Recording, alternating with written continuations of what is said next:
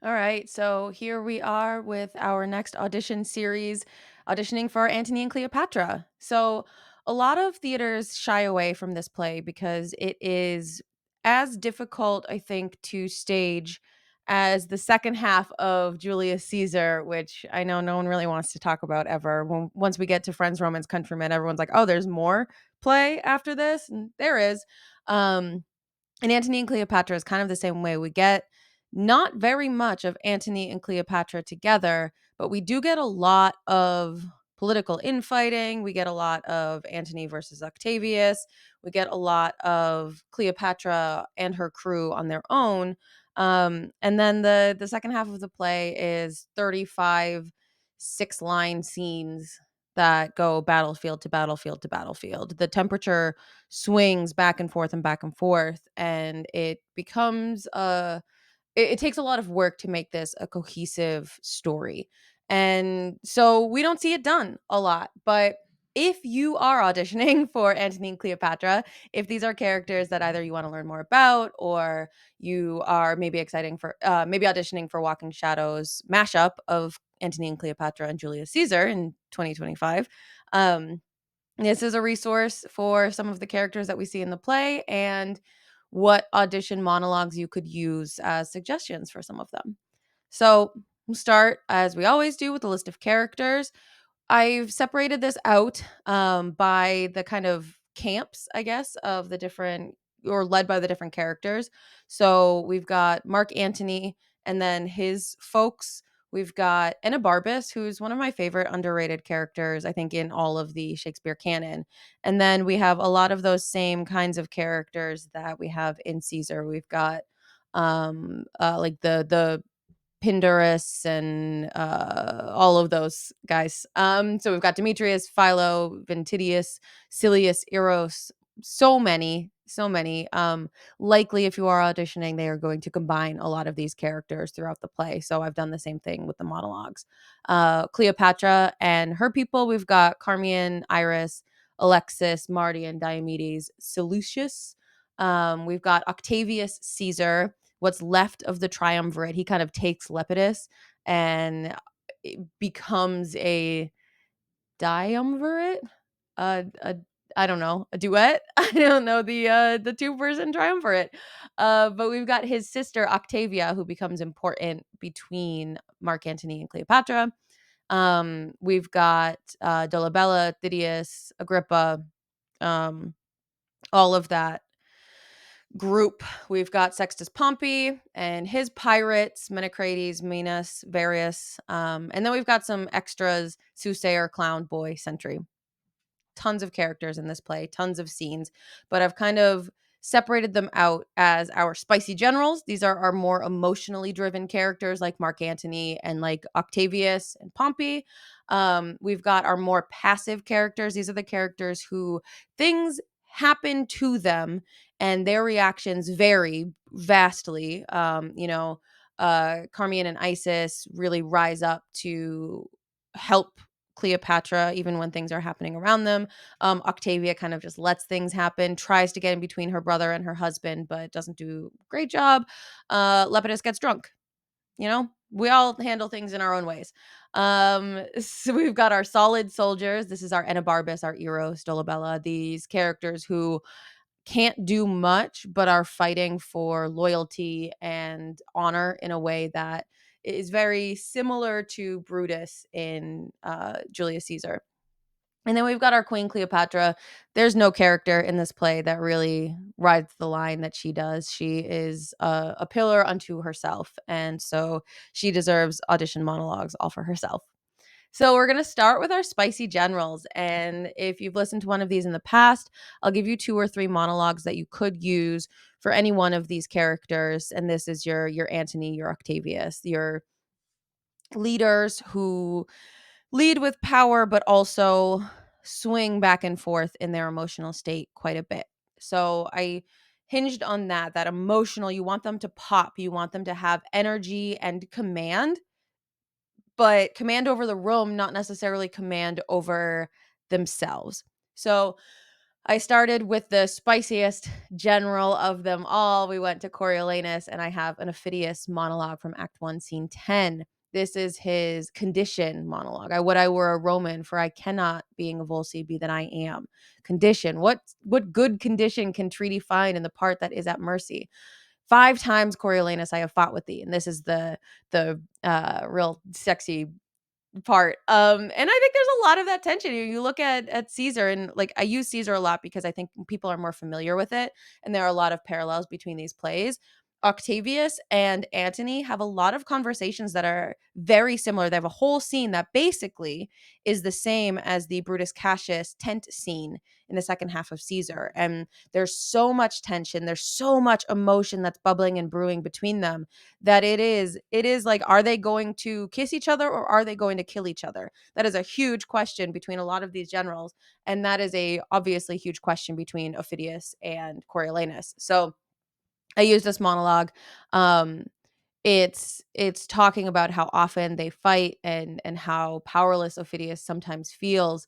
So often hast thou beat me, and would do so, I think, should we encounter as often as we eat. But ooh, he's mine or I am his. Like, there's so much emotion in this, so much like longing in a real battle sense, and also in other senses. So this is a really great, and it's pretty short.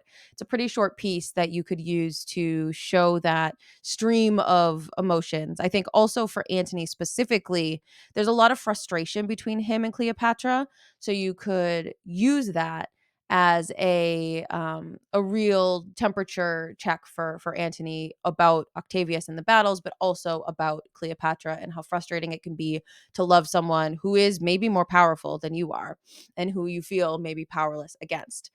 And then we have one of my underrated faves, King John.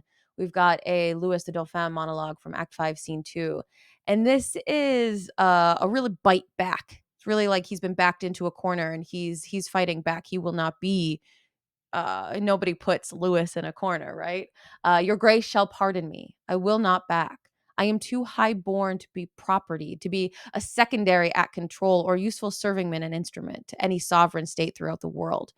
Your breath first kindled the dead coal of wars between this chastised kingdom and myself. Oof! Your breath first kindled the dead coal of wars. What? That line is like, oh my God. Just the visual. I watch a lot of Survivor. The visual of like all these people like leaning in real close to stoke the coals, or like, they have their little coconut husk and they're breathing into it, and lighting that fire again. And like this, I mean, the back and forth between France and England is as tumultuous as maybe the back and forth between Octavius and Antony, or Brutus and Cassius, those kinds of characters. So, like, this is a really brilliant monologue about duty. Like, do I belong? He has this line: am I Rome's slave? What penny hath Rome borne? What men provided? What munitions sent to underprop this action? It's just this like um real frustrated but noble and regal analysis of war and what it does to people.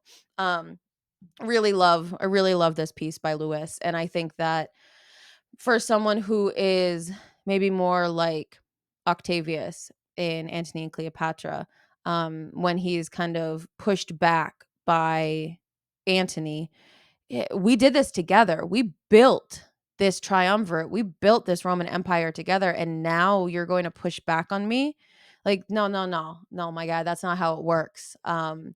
You also, I think, could use this piece for Cleopatra, because there is, again, a nobleness, a regality to it. But she has that bit at the end where she talks about, like, I will not be led through the streets of Rome. Like, I will not succumb to that. You do not own me. I am no one's property. And again, that's really present through this Lewis monologue. So you have it for Antony, you have it for any of your generals, you have it for Octavius, you have it for Cleopatra. You have this, like, this piece is so well rounded for, I guess, in any of the, like, the soldiers you could use it for too. It's kind of a great piece for the general Antony and Cleopatra set. So those two are for our spicy generals specifically. And then we have our more passive characters. These are the characters that things happen to rather than that they make happen. And I have 3 speeches for this. I start with Helena from All's Well That Ends Well, Act 1, Scene 1. And this is a rumination on power and control, which a lot of these passive characters feel like they don't have, right? They don't have power, they don't have control. And she says, "Our remedies oft in ourselves do lie, which we ascribe to heaven. The fated sky gives us free scope, only doth backward pull our slow designs when we ourselves are dull." So what power is guiding me? Is it on me to heal the king? If I do heal the king, will Bertram love me? No. But like I can make him marry me. What power do I have and what do I do with that power? And that our slow designs when we ourselves are dull. So it's kind of Macbethian in its analysis of this struggle with power. Like, is it fate or are we only holding ourselves back? And I think that that's a um cool speculation for some of these characters who do tend to fall into that following fate or following other people category.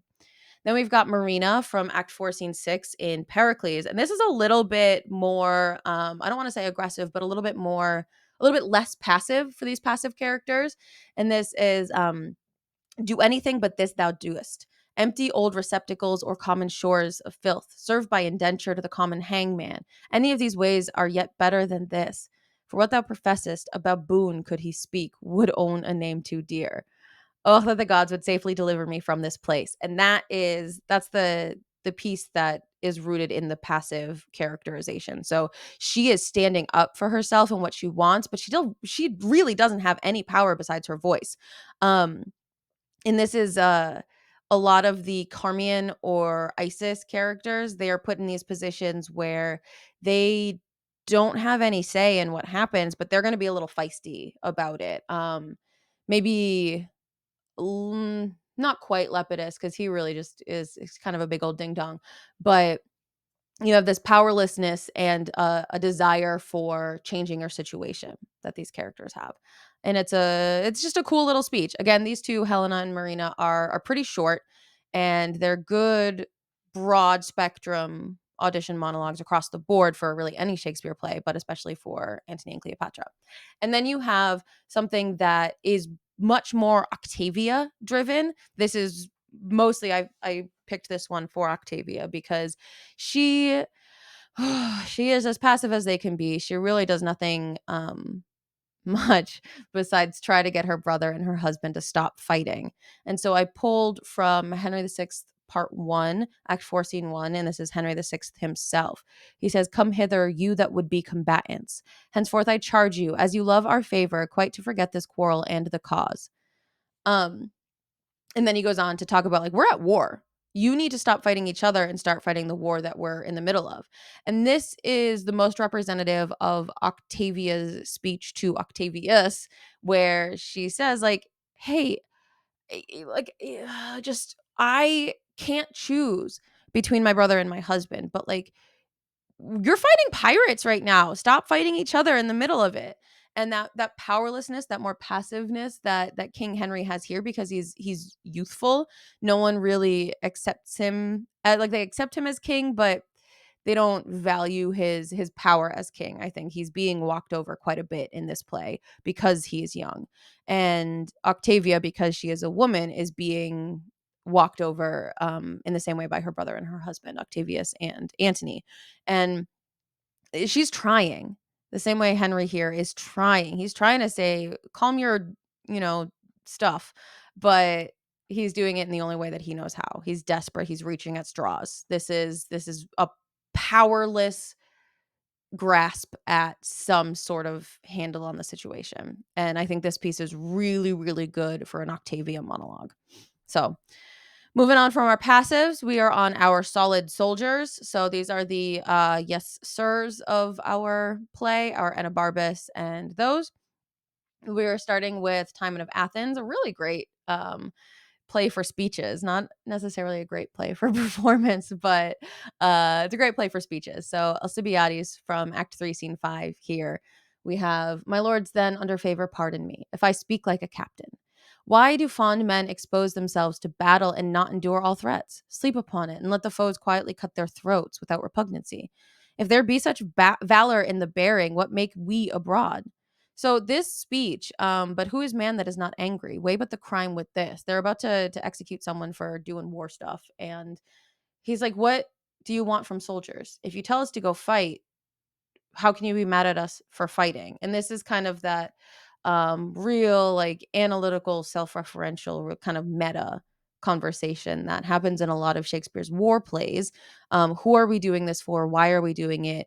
And what are the repercussions that we should face for taking orders? And that's a really important thing to consider as a soldier, and it's a thing that makes these soldier roles mean so much more if they are actively thinking about the repercussions and about what it means to take orders and what they do for themselves versus their generals. I think that's a very modern conversation that we need to be having with these characters. There's no good in just following orders. So are they doing it for a reason, or are they doing it for no reason? That informs a lot of how we as modern audiences see these characters. And a Barbus is someone who is doing things um, because he really believes in them. And then when it kind of bites him in the butt and he sees that Antony fails and falls because of it, he takes that out completely on himself. And this, like, self analysis of why he's done this and what he's doing and who he is leads him to a really tragic fate. And this monologue that Enobarbus has, I think I've talked about it in other audition monologue series, is beautiful and sad and heartbreaking and really profound. And I think this Alcibiades monologue captures that in a little bit more of an active way rather than or I guess more of an external way than an internal way, I should say. And then we have, of course, it's so similar, this play, to the structure of Julius Caesar, that I took a Brutus monologue, Act 5, Scene 3. It's not Roman's countrymen and lovers. It's not his funeral speech. It's not it must be by his death, but it is a real short and sweet Brutus monologue. So, are yet two Romans living such as these, the last of all the Romans, fare thee well. It is impossible that ever Rome should breed thy fellow. Friends, I owe more tears to this dead man than you shall see me pay. I shall find time, Cassius. I shall find time. This is his goodbye to Cassius. And we see a lot of these soldiers in Caesar and in Antony Cleopatra who their leaders ask them to hold their sword out and let me run on your sword. I want to die an honorable death, but uh, no one will do it for me, really. And they're struggling with this loyalty. A lot of Antony's soldiers, a lot of Octavius's soldiers struggle with this and with the deaths of, Antony and Cleopatra. Octavius actually struggles with the death of them as well. So you could probably use this Brutus speech for Octavius because it mirrors the end speech of Antony and Cleopatra kind of quite well, because same play. um so yeah, you can take this. It's a little bit more introspective than the other one. We've got this external Alcibiades speech and then this internal Brutus speech. So you've got a couple different options for our solid soldiers. And then finally, our queen, Cleopatra. I've got 3 monologues for her because she's just so dope that she should have more. So we start by going outside of Shakespeare and into Marlowe, because Marlowe's play, Dido, Queen of Carthage, is really excellent for big, powerful women. Dido has this speech: speaks not Aeneas like a conqueror? O blessed tempest that did drive him in! O happy sand that made him run aground! Henceforth you shall be our Carthage gods. I, but it may be he will leave my love and seek a foreign land called Italy. Oh, that I had charm to keep the winds within the closure of a golden ball, or that the Tyrrhene sea were in mine arms, that he might suffer shipwreck on my breast as oft as he attempts to hoist up sail. I must prevent him. So this Antony and Cleopatra, I think, suffers in its depiction of Antony and Cleopatra, which sounds wild for me to say, but I think it does. I don't think it does any favors to Cleopatra, especially.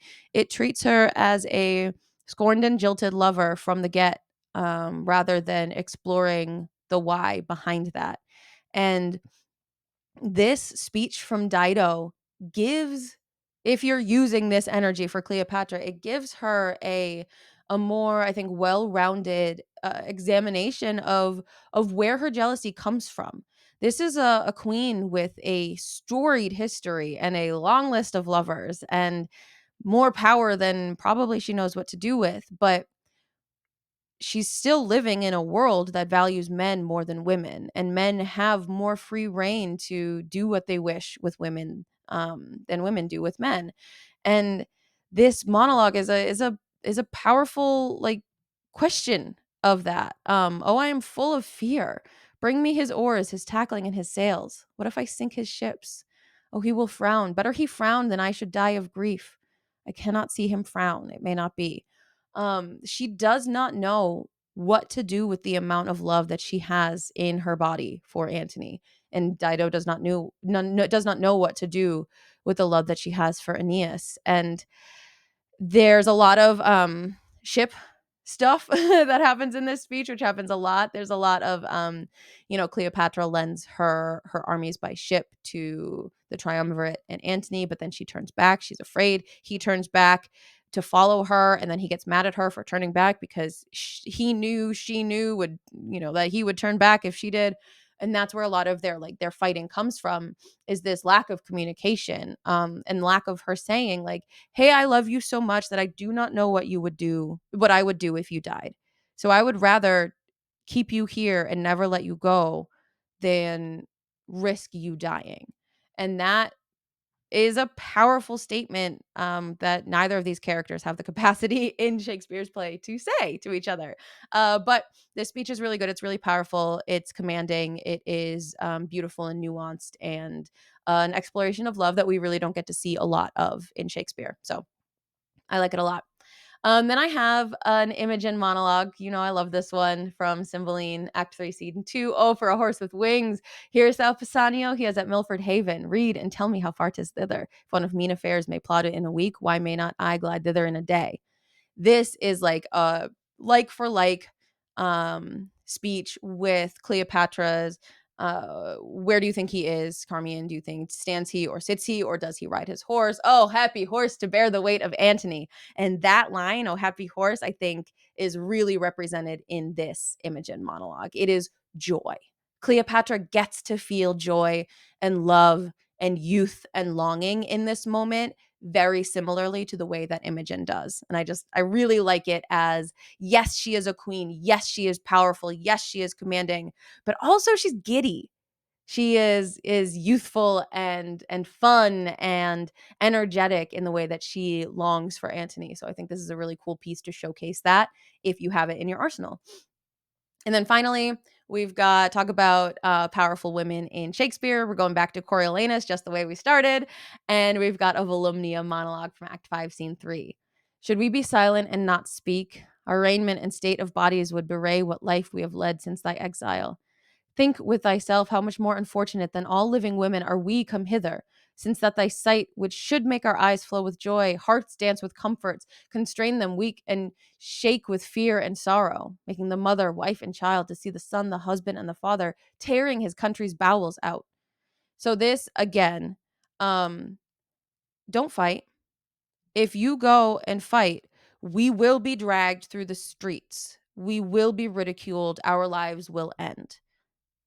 This is what's going to happen to Cleopatra if Octavius wins this war, because she knows that if Antony loses, she's done. She will be paraded through the streets of Rome as Octavius's prisoner, and she cannot let that happen. And this is her standing up for herself, her country, and her honor.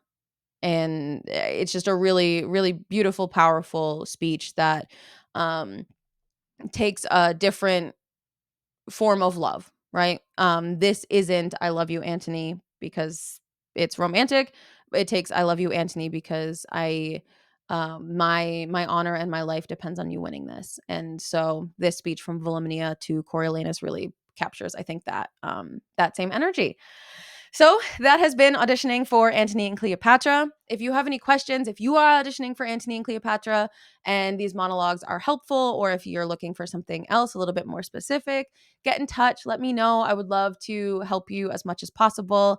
And again, if you're auditioning, if you're in Austin and you're auditioning for our mashup of Caesar and Antony and Cleopatra, reach out. I love helping folks with monologues. This is one of the most fun things I get to do for Walking Shadow. So do not hesitate. Let me know what you need. Break legs. Let me know if you get cast. This is all auditions are exciting. And if you have a different audition coming up for another Shakespeare play and you want some monologue recommendations, let me know.